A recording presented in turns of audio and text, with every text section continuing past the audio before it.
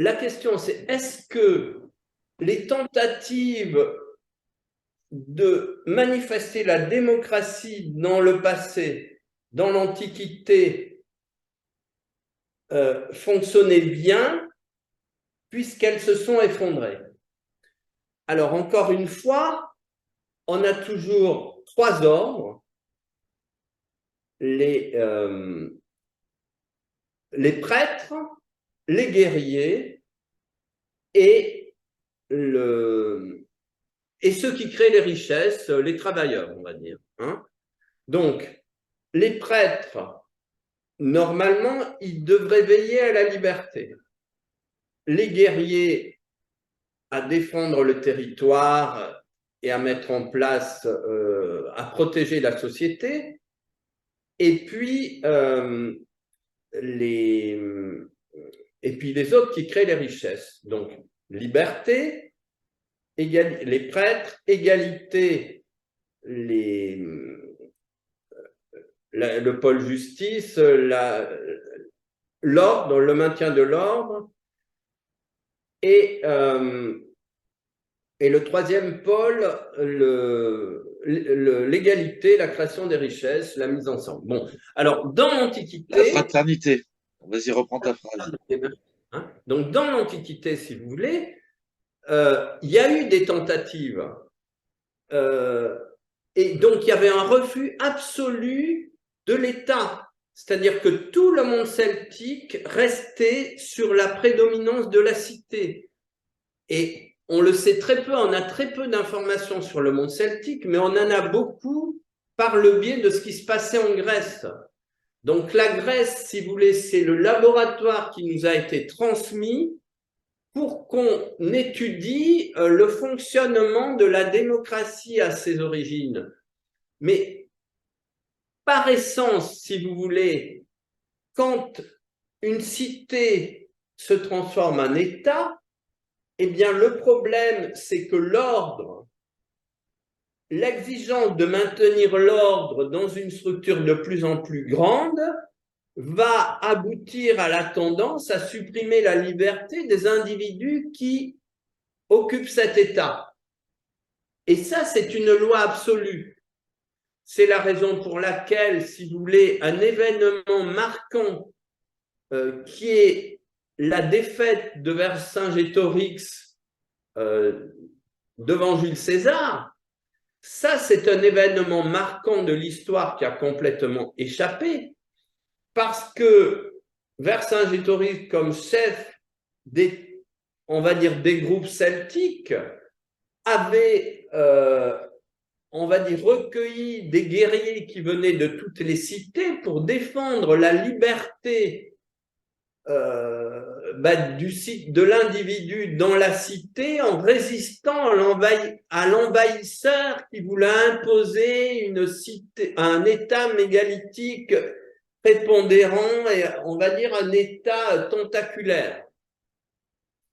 Ce que Rome a réalisé, mais il faut bien comprendre que Rome, c'est la fin, c'est le début de la prédominance de la liberté, de l'ordre sur la liberté. Et donc, et plus l'ordre détruit la liberté, plus il aboutit au désordre. Et c'est ça la fin des empires. La fin des empires, c'est que quand l'ordre étouffe la liberté de l'individu à tel point que l'individu ne peut plus respirer, eh bien, paradoxalement, l'État tentaculaire met fin à sa propre existence. C'est une forme d'auto-suicide parce qu'il est inscrit dans on va dire, les principes qui gouvernent la vie, que rien ne peut s'opposer à la liberté. Rien ne peut contraindre la liberté au point de l'anéantir. Si vous voulez, toute force qui aboutit à supprimer la liberté s'anéantit elle-même. Et c'est exactement ce qu'on voit se dérouler sous nos yeux actuellement. notre monde, c'est la lutte de l'ordre contre la liberté.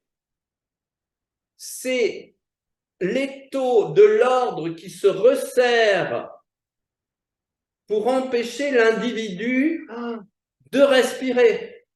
Eh bien, si un État dont les citoyens représentent les cellules empêche les citoyens de respirer, donc les cellules de respirer, eh bien le corps qu'est l'État va mourir. C'est un truc évident.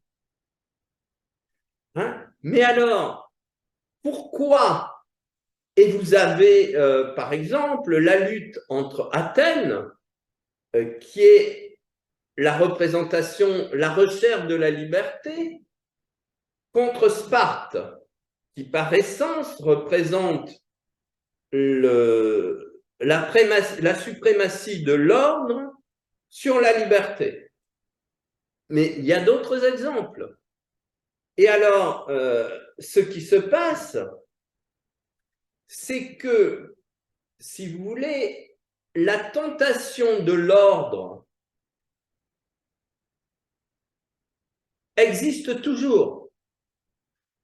Donc, il y a deux dangers qui vont guetter cette recherche de liberté, cette recherche de la prévalence de la liberté par rapport à l'ordre. Le premier danger, il est intérieur, c'est-à-dire qu'il y a toujours des individus qui se disent « Ouh là là, si j'arrive à imposer l'ordre, à faire en sorte que l'ordre prévale sur la liberté, je vais prendre le pouvoir et les gens vont m'obéir. » Donc ça, c'est une composante intérieure qui toujours, qui réverbère ce conflit entre l'ordre et la liberté. Et puis vous avez un autre danger qui est un danger extérieur. C'est que, eh bien, les empires détestent les structures qui pourraient montrer aux populations que la liberté est possible. Et donc, ça veut dire qu'un État qui privilégie la liberté sur l'ordre, eh bien, a toutes les chances d'être attaqué par l'extérieur afin de supprimer l'exemple qu'il est possible de créer une structure dans laquelle la liberté est plus importante que l'ordre. Et à ce niveau, il faut quand même honorer la société égyptienne, parce que vraisemblablement, il me semble que ça a été la tentative la plus aboutie de laisser privilégier la liberté sur l'ordre, parce que c'est une civilisation qui a duré des milliers d'années, parce que on dit toujours, oui, mais c'est les esclaves qui ont construit les pyramides, et ça non, on a retrouvé, hein, bon, je vais souvent en Égypte, on a retrouvé près de à Gizeh les tombes de ceux qui ont construit les pyramides, qui apparemment étaient construites pendant la période où le Nil débordait, donc les agriculteurs étaient libérés de leur travail d'agriculture, ils allaient prêter main forte, et tout le monde était payé, et en fait, si vous voulez, tout le monde travaillait en Égypte pour un idéal supérieur. Et parce que ça, c'est le moteur de la liberté. Vous comprenez que la liberté a besoin d'une locomotive. La liberté, ce n'est pas de que l'individu puisse faire n'importe quoi.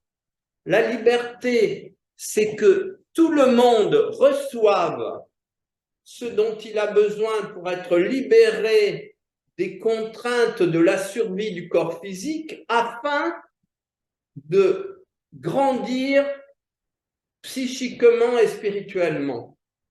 C'est ça la liberté, c'est avoir le temps de cultiver ses passions, de s'exprimer par l'art, de faire des recherches personnelles et quelque part de rendre sa vie riche et créative.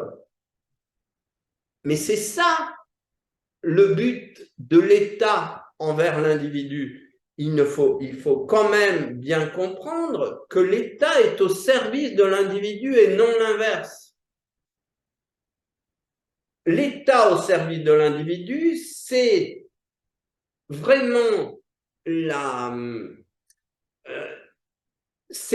l'ordre au service de la liberté.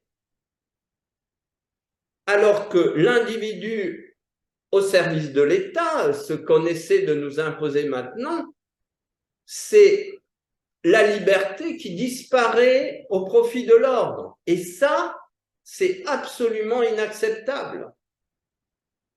Parce que c'est une amputation de la conscience individuelle et collective. On va dire que c'est comme se laisser arracher des membres. Ça n'a aucune justification théorique. Le but, on va dire que la couronne de la création, c'est l'homme. Mais c'est l'homme qui développe ce qu'il y a de plus sublime en lui. Ce n'est pas l'homme qui s'abrutit en regardant toute la journée des écrans qui l'hypnotisent et qui écoute des informations qui l'abrutissent. Voilà, c'est pas ça, c'est pas ça, c'est pas ça. Voilà. Hein, donc oui, si vous voulez, ce n'est pas facile de bâtir une société dans laquelle l'ordre soit au service de la liberté, parce qu'il y a beaucoup de forces contraires, aussi bien à l'intérieur qu'à l'extérieur. Mais mais ça vaut la peine. Le reste n'a aucun sens d'un point de vue humain. Voilà, et donc, eh bien, c'est dans cette direction que nous sommes invités à aller. Et donc, comme on dit, il y a intérêt à secouer le cocotier pour que les noix de coco, au lieu de nous tomber sur la tête, deviennent les richesses dont nous allons nous alimenter. Voilà. La nature aussi a ses contradictions. Merci infiniment de m'avoir écouté. Voilà, et puis j'ai déjà fait il y a 2 vidéos sur ce thème, une qui s'intitule Comment manifester la liberté, l'égalité et la fraternité, et puis une sur la société tripartite de la société humaine, qui est un peu la théorie de ce travail. Voilà.